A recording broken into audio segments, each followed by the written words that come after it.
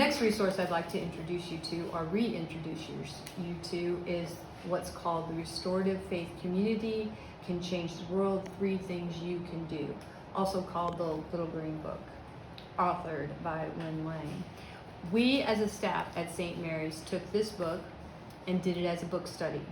We took each chapter, reading it beforehand, and then of course it has reading and then challenge questions. Those questions were to be answered, written out before we came to, it was during lunch, so bring it at lunchtime. And we discussed it. You had everything you wanted highlighted or posted and these reflections, and then we did the circle process and we shared our reflections. We only had 20 minutes for lunch, but it was just enough time to get through it was a long chapter, we took it in 2 parts. It was very powerful and we learned quite a bit. And I believe we looked at both of these. There was a different version of this, but I want to share with you what I thought was one of the most powerful sessions, and that was, what is VBRD principles to live by?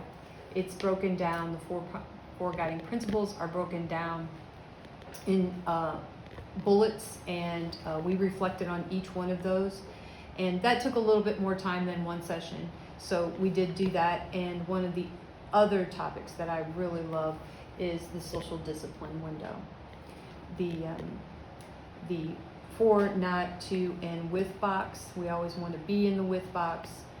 Lynn says we're not alone in the with box. You may feel like you're alone, but Jesus is always with us in the with box. I did also share this box very simply on the whiteboard in my classroom and try to use these words specifically to my students, like, you know, I'm gonna be in the 2 box with you just right now because I need to do something, and I'm gonna be doing it to you. I'm sorry, but sometimes you have to do that. If there's an intruder drill that we're going to do, then there are things that I'm going to say you must do, and there's no asking, it's for your safety.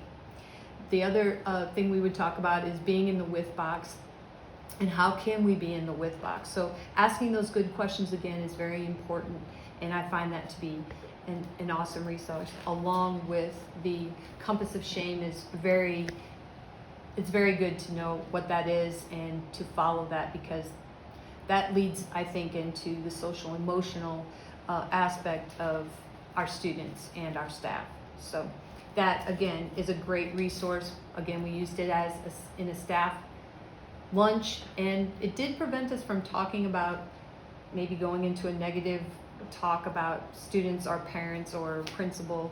It really kept us focused on what we should be talking about in the lunchroom.